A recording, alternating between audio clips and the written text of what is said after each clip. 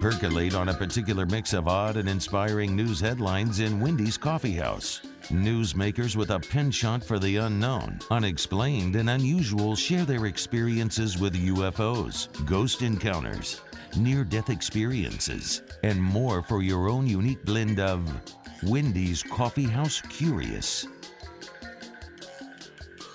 And it's that time. I hope you've got your coffee. I've got mine. It's a little rainy out there, cooler this morning, but beautiful. And did you have a chance to go out and see the sunflowers this weekend? I think people who didn't get the memo ended up stuck. Apparently there was a lot of mud out there, but those sunflowers. Grinter Farm has been a hot topic this week because of that fabulous display of sunflowers. And I abstained. Yes. Not that I didn't want to. I took all the pictures I could find on Facebook and everywhere else. We went to Kill Creek Park because, well, it wasn't crowded. And we took pictures of flowers out there. But if you're wanting to go, they said as soon as it dries up, everybody's welcome. Okay. The cool thing about that is there is no admission. Just doing a news roundup here of the stuff that was happening this morning. And I've got my guest, Lillie Leonardi, joining us in a few minutes. She's known for saying that she saw angels at the site of the crash site, United Flight 93. And she waited 10 years before she told the story. She was working with the FBI. She'll talk with us about that a little later. But in the news, the headlines here, of course, I go for the fun stuff. Rolling Stone, the top 25 soundtracks of all time. And I was thrilled to see that my favorite one is on there. Oh, Brother, Where Art Thou? That's number 10. But number 1, because everybody wants to know the first one, the Beatles' Help. All right, so there you go. You're caught up. Now, fun news of the week was that I don't know. It's kind of hard. It's a toss-up. There's one about the ghost that has escaped from the pub with help, with an assist. But the first one was that, and people thought this was really crazy. Internet, once that SpaceX explosion happened, went nuts with UFO.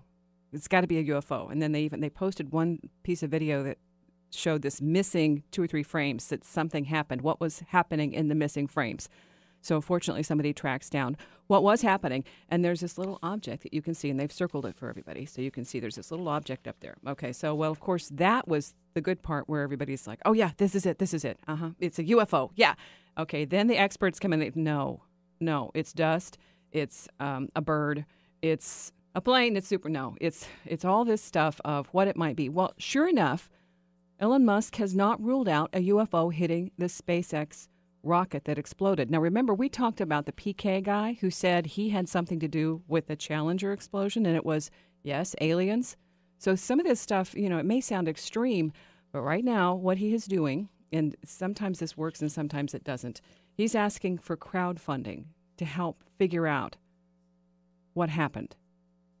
That's, at least according to today's Twitter feeds and stuff like that, he was complaining. But he said that investigators have not ruled out some kind of flying object causing the explosion. Okay, so this is the deal, and you can follow the developing story on Twitter. Okay, so there you go. The truth, though, is that they're planning launches, and those are scheduled unless there's something that tells them that what happened with the explosion, okay? They're going to derail everything until they figure out what's happened with that. And right now, the hard news of it is that they do think there was some kind of a malfunction. The prevailing theory, a mechanical component failed. All right, so that's what they're looking at. But the crowdfunding thing is going forward, and the internet is always entertained by stuff that happens on Twitter, especially when it's UFO related, okay? And I'm sorry, but I fit in that category. Collateral Beauty, the new one from Will Smith. He's back in action. This is a movie. And I thought it was fascinating. It's right up your alley if you're into metaphysics. He was in Suicide Squad. I saw the interviews on that. That wasn't for me. But this one, it's kind of a mix, like a Wonderful Life twist of it. The guy, he's a businessman who falls into a depression, and his friends are trying to get him to, snap out of it, get along with it. Well, he starts writing letters into like love, time, and death. And what happens is death shows up. Hi, you wrote. Here I am, Helen Mirren. So that one looks like an interesting one. It doesn't come out till December, but I bookmarked that one. The amazing news of the week, they pulled the dog out of the rubble. more than a week after the earthquake, 9 days. 9 days. And the family said they hadn't given up. When they went back with authorities, they were, escorted to a place to retrieve anything it could find from the rubble. And they pulled the dog out. Golden Retriever. Looked okay, and they heard him barking and pulled out Romeo. So that they just continue to work, and, that was an amazing, incredible story.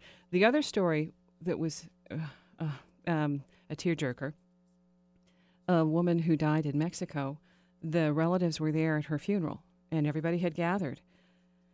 The dog shows up, Baron. He'd been missing for 15 days, a couple of weeks.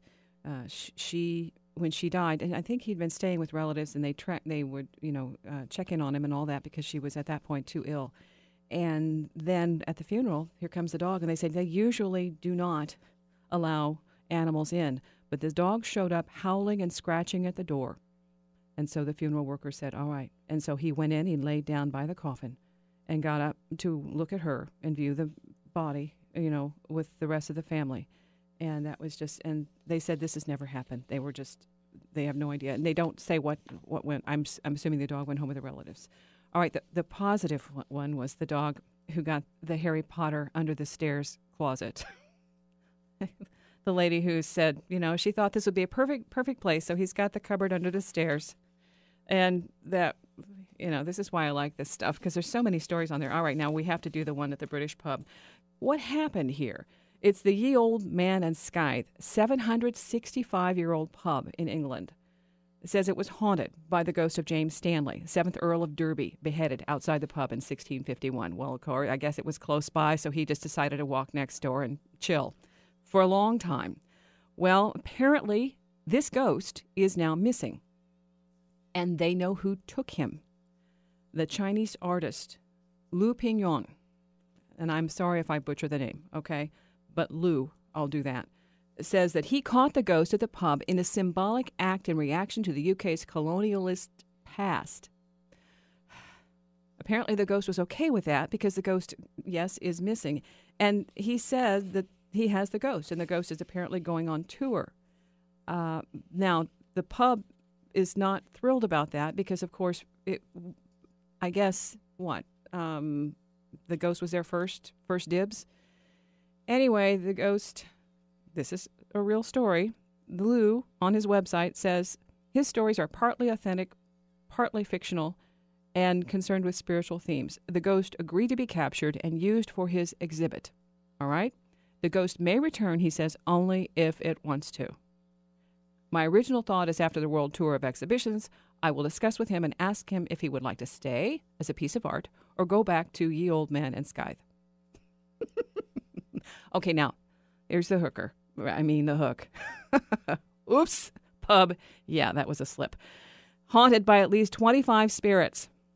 Okay, and HuffPost says that if that's the case, then they could at least spare one, and he's it. Up next, Lillie Leonardi. This is an incredible story. What she describes, an encounter with angels, and it's an amazing thing to talk about. So we'll be talking with Lillie Leonardi next on Wendy's Coffee House, Talk Radio, KCMO. Kansas City's most stimulating talk, KCMO. Do you smell it? Fall is in the air. The aroma of authentic festival fare in Weston. Mark your calendar, Tobacco Festival, Apple Fest, Weston Irish Festival. Each has its own unique flavor and fan club.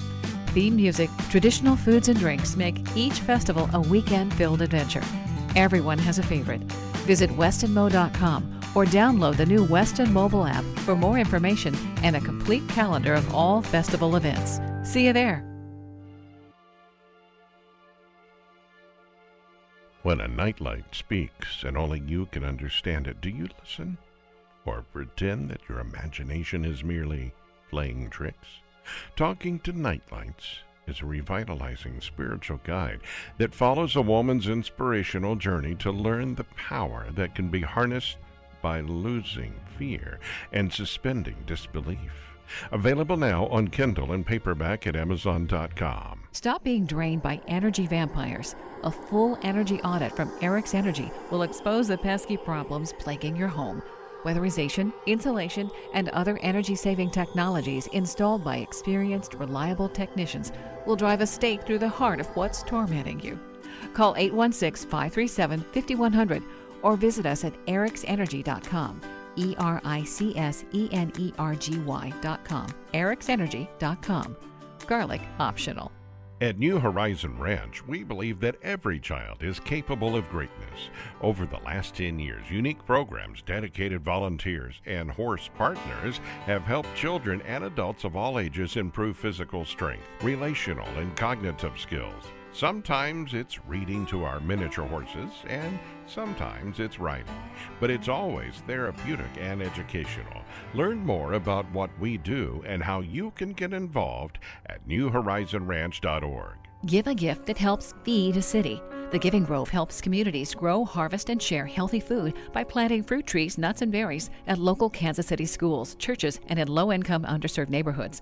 To date, the Giving Grove has planted nearly 1,500 fruit and nut trees, which will provide over 180 tons of fresh food each year over the life of these trees.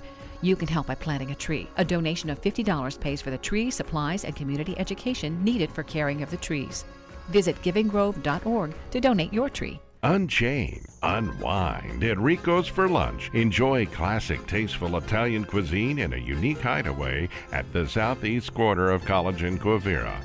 Ask about our daily lunch specials or enjoy a wood-fired pizza with a specialty salad. Our delicious lunch menu is complemented by a global wine selection, including 25 varietals served by the glass. Full menu featured at ricoskc.com. Join us for lunch weekdays at Rico's. Wendy's Coffee House. Near-death experiencers have some amazing stories, and some of those involve exploring and expanding and even acknowledging new powers that they had no idea existed prior to the near-death experience. Deborah Diamond was a Wall Street money manager. She changed her career to pursue these kinds of stories. Life in near-death, miraculous stories of healing and transformation in the extraordinary lives of people with newfound powers. Next time on Wendy's Coffee House. Follow along on the blog at wendyscoffeehouse.com. Do you smell it? Fall is in the air. The aroma of authentic festival fare in Weston. Mark your calendar: Tobacco Festival, Apple Fest, Weston Irish Festival. Each has its own unique flavor and fan club. Theme music, traditional foods and drinks make each festival a weekend-filled adventure. Everyone has a favorite. Visit westonmo.com or download the new Weston mobile app for more information and a complete calendar of all festival events. See you there. Kansas City's most stimulating talk, KCMO.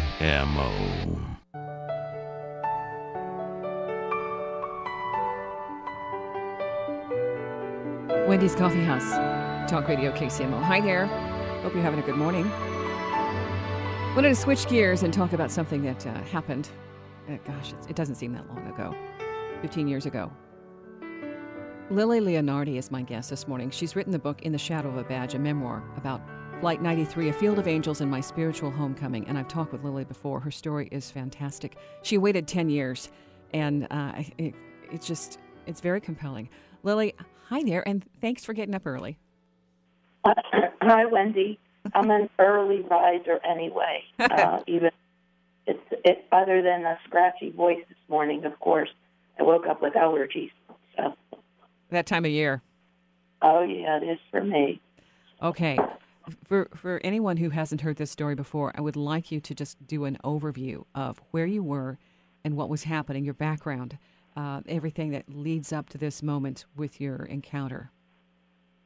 Well, I began in law enforcement in 1984 and worked as a police officer for about 10 years in a small community here in western Pennsylvania. And then went on to do a few years on two college campuses as the chief of police. Did some work with the Department of Justice with about 40 other instructors in the area of community policing, and traveled around the country teaching the principles. About 1997, I was at a training, and a gentleman who happened to be an executive with the FBI recruited me for a position with the Pittsburgh division. And in 1998, I I began that one. I managed the public and community affairs for the Pittsburgh division that encompassed all of western Pennsylvania and West Virginia. And so on September 11th of 2001, I was employed with the Bureau. And like many of my colleagues from around the country, was deployed to the Flight 93 crash site here in Shanksville, Pennsylvania. And in the first moments of being there, through all the horrific events and the carnage and the fear of walking out on that field, I was privileged to take Mobile Command up with two other gentlemen from the Bureau. And in those initial moments of standing there, I witnessed what I call a legion of angels present themselves on that field around the perimeter of the crash site. And like most, had a multitude of responses to it, emotional, spiritual, and analytical. And it led me on a journey that took quite a while to resolve in my mind. See, that part of it, and then this is something I've done a lot of work with, those transcendent experiences, for one thing, they blow your reality out the door. Whatever you thought was real, it doesn't fit. And so that initial thing of, here you're going through an incredible trauma. I was on the air that day, and I was doing the news here, as a matter of fact. I've stepped out of the news as a result. That was a contributing factor. But when they came in and somebody handed me the little handwritten note that said a plane has crashed into the World Trade Center, I'm looking, thinking, sometimes they do, it's basically gallows humor. Sometimes they do things to throw you off. And I'm looking at the guy who's handing me this paper thinking, are you legit? And I can see by the look on his face that the white as a sheet. He's looking at me. And then they're watching in the other room, the monitor. As I'm watching that, I know I've got to go on with the story. And it changed everything. Now, the experience you had with that, and you talk about the post-traumatic stress, because you're going in, I think somewhere I read that it was you're the first on the scene and the last to leave. And during this time, going back daily, what was that like? Because you knew with this sighting that something was different. Well, in that article, I referenced the first to arrive and the last to leave, relating to all law enforcement or military. That's kind of the way that we're taught, that, you go in and do what you have to do, and you exit doing what you have to do. So I have to credit that with everyone I worked with, that my role in my mind was minuscule as far as it worked, because if I recall the numbers right, at Flight 93 alone, there were 1,200 that responded to collect evidence, to work humanitarian, efforts, and there were so many people out there, and everyone worked in tandem. I referenced in the book, it was like watching a busy beehive at work, because nobody cared what their role or their position when they arrived. Everybody did everything they could to work and make the evidence recovery as precise, and to work with the surviving family members, because those that died on that plane and at all three sites, those that died in the towers, and the family members that survived, they were paramount in everyone's mind to find the answers. Because all my years in law enforcement, the hardest question to answer to loved ones when they lose someone is why. And in those first days, although we knew why, there were a lot of unanswered questions that we would be responsible to relate to not only those families, but to those in positions of power that needed to know and needed to be able to answer that long-lasting question to this day, why. See, the thing, I think that you have a very unique role in is bringing the spiritual component, because when these things happen, there's the physical thing of everything, A, B, C, D, E, F, G, all the logic. But the other element is the metaphysical, and you had a window of that. What was that? There's a twinkling. The little sparks of light. What happened with that when you? Can you give a detail of what you saw? Well, I stood there probably like most, and looking across that field in those initial moments, and I saw this twinkling of light. I don't know if you're familiar with the Flight 93 memorial that exists today, but the twinkling of light, and I thought it was coming off the ponds that were there, and I thought perhaps that some fish had been killed and were floating on the top of the water, and there's the reflection was coming off their, the scales, and I stood there thinking, almost like three people. First, the FBI employee that was going to be required to contact the division headquarters and give them like a breakdown of maybe what our essential needs would be at that point, because unlike the other locations, we were out in a landfill area. And the second one, I remember, I wanted to cry and didn't allow myself to do it, but I kept thinking about how many mothers wouldn't be able to say goodbye to their children that day, relating from a mother and a grandmother's standpoint on that day.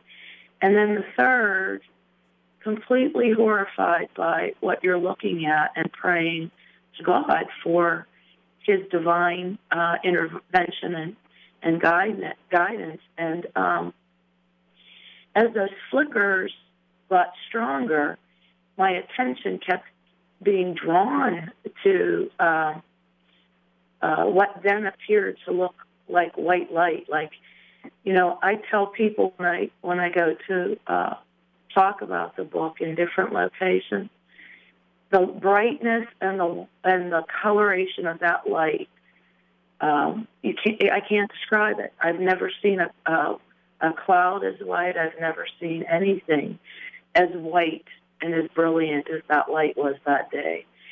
And within a matter of moments, the light turned into what I call like a mist, and then it parted, and there were the angels, the archangels, just in precise military formation. I call them a legion because there were so many. There were rows and rows and rows that as you look, their features began to fade. From my recollection, I saw male and female facial features. I saw skin color that would be representative of our entire world. Probably compared it to what I once read. There were 93 cultures that were affected when the World Trade Center, went down. And hold on, Lily, hold on. Yes. I'm going to have to interrupt you because we've got to take a break for news and commercials. Okay. But hang on a second, because I want you to come back, because that's a good point to take a moment. We're listening to Lillie Leonardi in The Shadow Over the Badges, the book, her recollection being on the crash site there of Flight 93, September 11th, 2001, and her experience with angels. Because this is the other part of the story we don't all get to hear about that makes it incredibly compelling. There's more going on than what we see here in this physical plane. Lillie Leonardi next. Wendy's Coffee House on Talk Radio KCMO.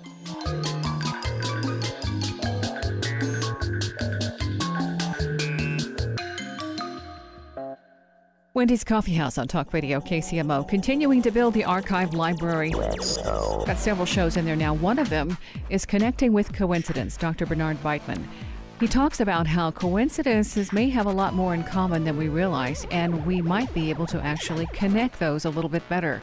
The word telepathy factors into the equation. Find out more with Dr. Bernard Beitman on Wendy's Coffee House. Check it out in the archives at wendyscoffeehouse.com. Unchained Unwind at Rico's for lunch. Enjoy classic, tasteful Italian cuisine in a unique hideaway at the southeast quarter of College and Quivira. Ask about our daily lunch specials or enjoy a wood-fired pizza with a specialty salad. Our delicious lunch menu is complemented by a global wine selection, including 25 varietals served by the glass. Full menu featured at ricoskc.com. Join us for lunch weekdays at Rico's. CBS News update. A U.S. and Russian agreement has been worked out with a ceasefire set to begin in Syria at sundown Monday. It's supposed to last for 7 days, a pause in a war that's lasted for more than 5 years. Here's Sky's Enda Brady. What will happen now is that all of the information that has been agreed and what has come out will be fed back to the Syrian government. One key point, John Kerry has said opposition groups, he said they need to distance themselves from al-Nusra and so-called Islamic State. That is a word of warning from John Kerry. Aaron David Miller is a former Mideast advisor at the State Department. He says with this agreement, the Russians and Vladimir Putin have things working to their advantage. The Russians have controlled this diplomatic dance with respect to ceasefires. Russian air power will now play a major role, and Putin, I think, is more or less on the way to establishing his objective. He secured Assad's consolidated rule over his Damascus, Homs, and good part of Aleppo. CBS News up. KCMO weather from KCTV5. Patchy clouds to start your Saturday with most temperatures leaning towards the 50s. So the air is definitely going to be cool enough to go ahead and crack the windows open a little bit. Only warming up into the middle 70s by the afternoon with sunny skies staying clear and cool as we head into the evening. I'm Storm Track 5 meteorologist Ronald Williams. Do you smell it? Fall is in the air, the aroma of authentic festival fare in Weston. Mark your calendar: Tobacco Festival, Apple Fest, Weston Irish Festival. Each has its own unique flavor and fan club. Theme music, traditional foods and drinks make each festival a weekend-filled adventure. Everyone has a favorite. Visit westonmo.com or download the new Weston mobile app for more information and a complete calendar of all festival events. See you there. When a nightlight speaks and only you can understand it, do you listen? Or pretend that your imagination is merely playing tricks? Talking to Nightlights is a revitalizing spiritual guide that follows a woman's inspirational journey to learn the power that can be harnessed by losing fear and suspending disbelief. Available now on Kindle and paperback at Amazon.com. Stop being drained by energy vampires. A full energy audit from Eric's Energy will expose the pesky problems plaguing your home. Weatherization, insulation, and other energy-saving technologies installed by experienced, reliable technicians will drive a stake through the heart of what's tormenting you. Call 816-537-5100 or visit us at ericsenergy.com. ERICSENERGY.com. ericsenergy.com. Garlic optional. Give a gift that helps feed a city. The Giving Grove helps communities grow, harvest, and share healthy food by planting fruit trees, nuts, and berries at local Kansas City schools, churches, and in low-income, underserved neighborhoods. To date, the Giving Grove has planted nearly 1,500 fruit and nut trees, which will provide over 180 tons of fresh food each year over the life of these trees. You can help by planting a tree. A donation of $50 pays for the tree, supplies, and community education needed for caring of the trees. Visit givinggrove.org to donate your tree. Listen up, Kansas City. Dave Ramsey here. I'm excited to announce that for the first time ever, the Smart Money Tour featuring New York Times #1 best-selling author Rachel Cruz and me. We're headed back. That's right. We're going to be in Kansas City on October 20th. If you're tired of living paycheck to paycheck and you're wondering what you're going to do when retirement comes around, well, you can find the answers at this one-night event. It's time to live more and worry less. Just visit DaveRamsey.com and reserve your Smart Money seats today. We've got your news right here. KCMO. Online at KCMOTalkRadio.com. KCMO. Kansas City's most stimulating talk. I never dreamed that any mere physical experience could be so stimulating. KCMO. Oh! KCMO. Wendy's Coffee House. Talk Radio KCMO. Lillie Leonardi, my guest in The Shadow of a Badge, 9/11, a memoir. This story, it took you 10 years before you came out and started talking about it after you retired. Is that, I don't know how to start with this, but the angels, the Legion of Angels that you said you saw, that is compelling just because there's so many. Did that continue? Well, as I said, when I saw it, all I could think of was like a legion. Again, because of the stance they took, and after you move through the bewilderment of everything that transpired, your analytical mind takes over, and you begin to question. So, just like most of the law enforcement officers, or just most of the people I know, you would start to research to understand and try to answer that question why. And as I learned more and reflected back on my life, I realized that I had been visited by angels from the time I was a child. And that's why when I saw one archangel particular out in front, I knew him to be Archangel Michael. But one of the things that bewildered me there was he appeared to be the only one that had a weapon, a saber, and it was angled down toward the ground. It took a lot of years. It took me the first year before I would even acknowledge it, that it happened, and it was post the anniversary of the first anniversary. But I will tell you, Wendy, the next book I'm working on in collaboration with another woman. Her name is Nancy Newsom. Her husband, Dennis. We just spent the last 2 years getting his book. It's more like a short story about his spiritual experiences at the World Trade Center. But for about the last 2 years, we've been collecting stories and interviewing responders. And there's a number of those that served that day in the post days of recovery that have moments of spirituality that happened not only when you step out on the field, but as the buildings came tumbling down. There are many stories, and hopefully within the next year or two, we'll be able to bring those to light. And I will tell you, when you sit down to speak with these responders, they're hesitant at first to tell you that spiritual side because they've questioned it for years too. They questioned, like I did, were you losing your mind because of the... and it's important to collect them because many people aren't aware of the number that have died from the illnesses and disease that relate directly to their work as a responder. And so it's imperative that we work to collect so that those stories aren't lost, that in the middle of the most terrible incident that our country can recall, that there was a presence there that I call God, and most of the others that I have interviewed and Nancy has talked to, that believe that his presence was there that day, and in the reflection of an angelic being, in orbs, in golden ribbons, and in earth, an angel or a prophet that appeared as they walked across the Brooklyn Bridge. And so there's a lot of stories out there.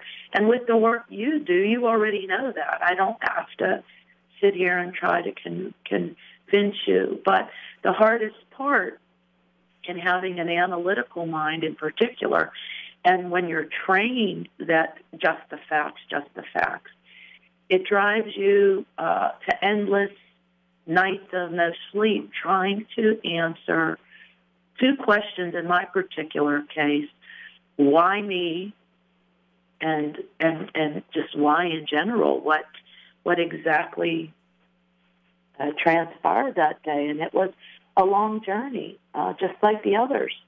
Most of them have not even spoken of it until the last couple of years too. So it takes a while. I mean, this was a tremendous trauma, a huge, huge tragedy. And it affects people in ways they don't even realize. And even now, it's really difficult for some people to you're reliving these events every time there's an anniversary, and we've had that locally in Kansas City with the Hyatt tragedy, and there was also an incident where we had first responders who firemen. I remember being in the building when this happened, and there was an explosion, and the first responders on that scene were they were killed, and then going back from the news angle and trying to get interviews from the family, from the coworkers, from all of that, and reopening those deep wounds. It's just it's very difficult from the news aspect of going back and saying, relive this. The easiest way for me to explain is I spoke with a gentleman who was a detective sergeant, and he said as he ran toward the first building to respond, the carnage was just unbelievable, that what he was viewing firsthand. The media just, it didn't even reflect. And he said as he ran toward the first building, the shadow of the plane hit the second, came across where they were running, and he watched as the second plane struck the tower. He said for a moment, a man that was fearless became fearful. And as he looked up, he said he prayed for God to help him, because he said in that moment he realized that he had believed himself to be Superman. And there he stood on the street in New York, feeling as helpless and as fearful as anyone else. And in that moment, he said that his psyche crumbled. He did what he had to do, but he came out. He came out of that a very different man. And I reflect the same thing that, we're trained. We're trained, like my dad always used to tell me, he didn't mean it in a bad way, but he used to say I was too stupid to be afraid, because if something bad happened, I would run to it. And that's most of the men and women that I know that are in law enforcement or in the military. They run toward it because that's the way we're programmed.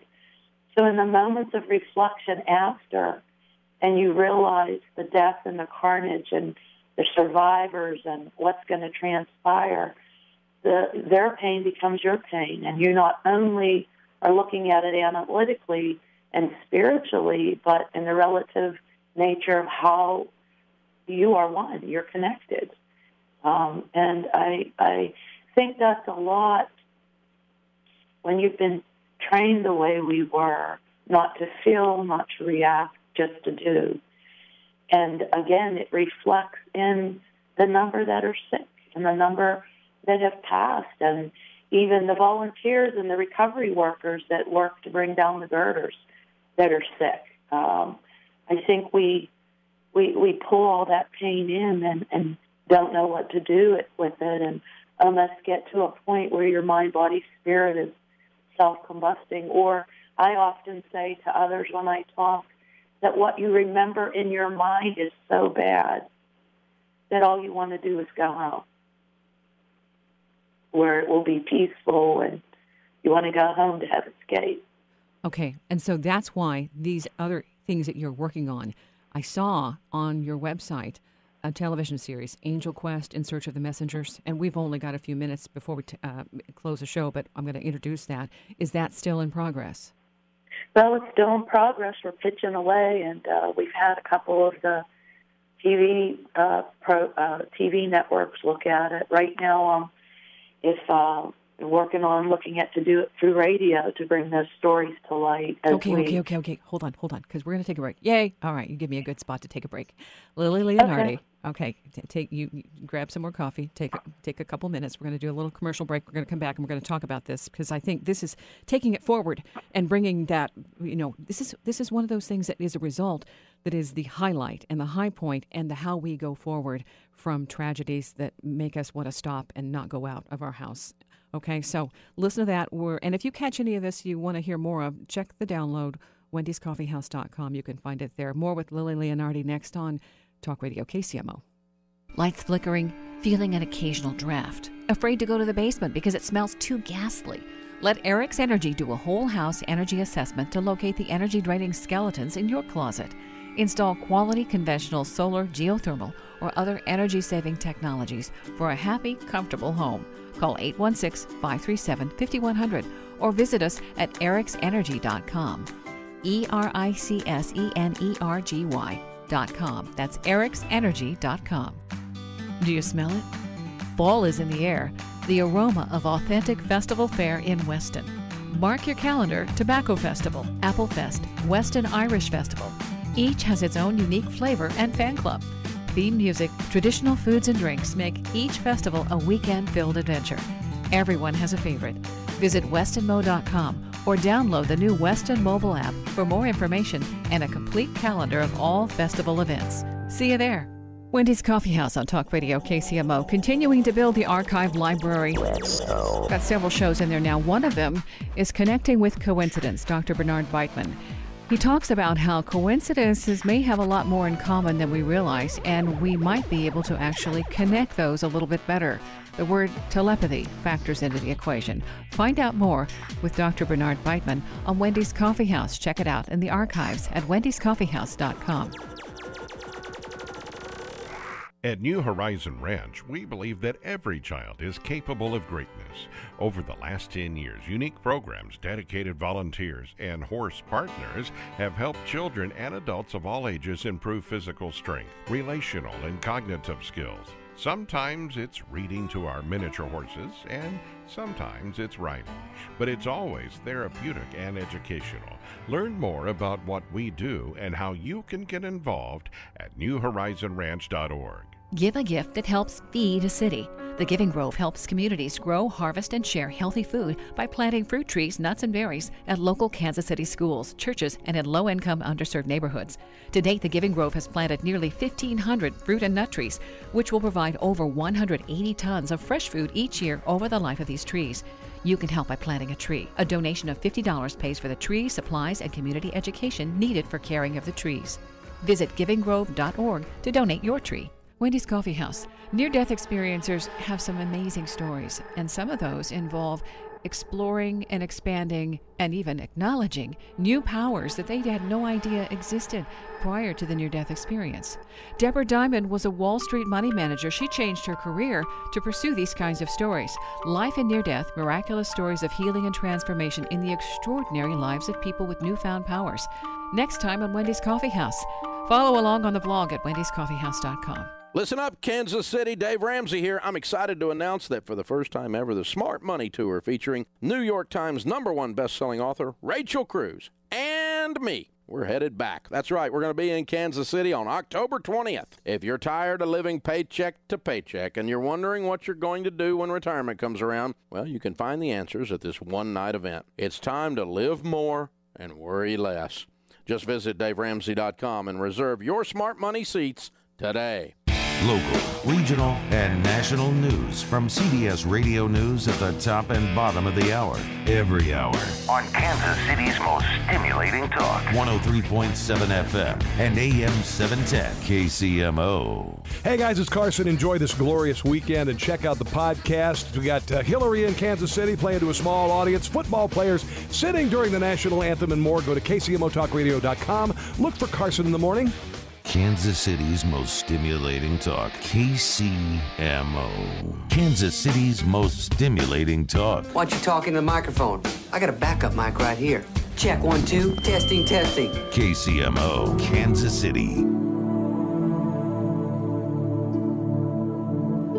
Wendy's Coffee House on Talk Radio KCMO. My guest, Lillie Leonardi. You can check her out, LillieLeonardi.com. And you can check out the books. There are a couple in addition to the Shadow of the Badge, The White Light of Grace, and Before I Go. And the next one, you mentioned you were coming out with another one that had several stories of first responders. I think that's fantastic. But I wanted to follow up with the series, the work in progress here, because you're asking people to contribute as well. This is Angel Quest in Search of Messengers, right?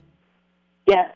And we're currently looking for a home for the program and also exploring the opportunity to maybe move into radio and as we wait for where it will land. But we've been collecting stories, and the first programs would include people like Dennis Frederick and John Morabito, who were Dennis was a Port Authority police officer who was in the towers and survived, and John Morabito was a New York firefighter that was in the towers and survived. And so I think it's important to share in when I travel around the country, and whether there's a group of 25 or 250, one of the first questions I ask is how many believe in angels? And they raise their hands and ask them just with a show of hands, and then ask everyone in the room to look around to see. Wendy, it averages 90 to 95 people in that room that believe in winged messengers. I then ask for a few of them to share stories, and it's just amazing in the moments that they either they felt, heard, or saw what they believed to be an angelic being, and that the room got warm and the dulcet voices, and it's all relatable to the others in that room if one person shares. And it's almost like when you look at what the Bible, and two or more gathered as one, it becomes a communal experience because everyone is connected spiritually. So it's been a long journey to come to understand it and allow myself to feel authentic. My mother tells me the first time I told her and Dad about the angel visiting in the room, she recalls it to be that I was as young as 3 up through the time of 7. The first time I remember feeling his touch was at my first communion. And so it's almost 60 years of life, and it took me 50 of those to come to grips with that I am who I am. I'm not here to require anybody to believe, but I will go to my grave giving testimony of what I saw that day and what I felt that day and what I heard. And, you know, Wendy, even under hypnosis, many, many, many EMDRs, it comes out the same. So my subconscious relates the same thing that my conscious mind remembers. The thing about this is, especially when we have different titles that place us in unique positions in life, is that your story has a little bit more authority and authenticity because of the wearing of that badge.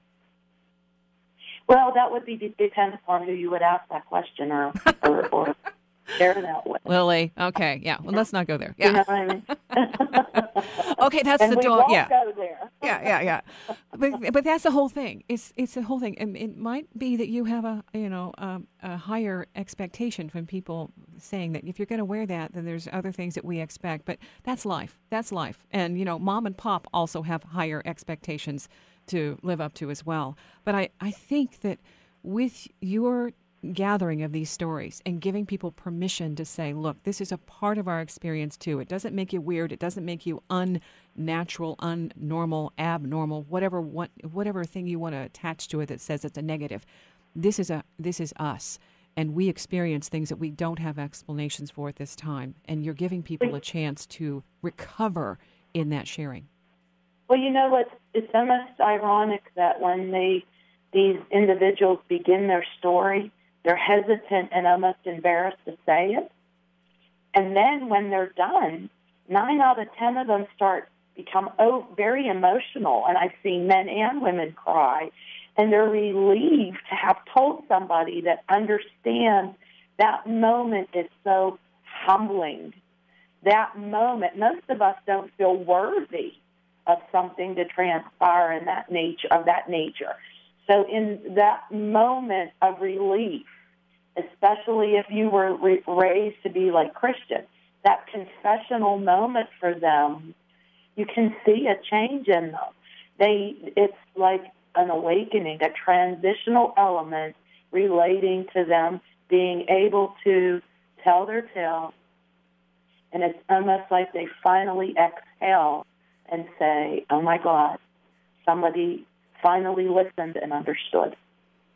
The deal is there's a tremendous sense of humility and of just gratitude. You know, in a way, there's a transcendent thing that says, "Oh, wow."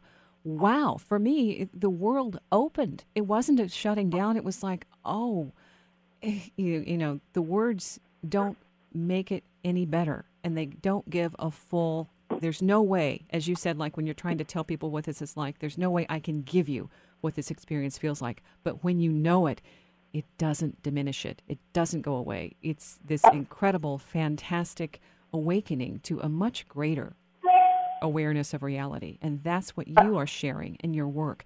Angel Quest, In Search of Messengers, people can connect with you and tell their stories because this is ongoing, and I hope you get the radio thing launched as well. Me too.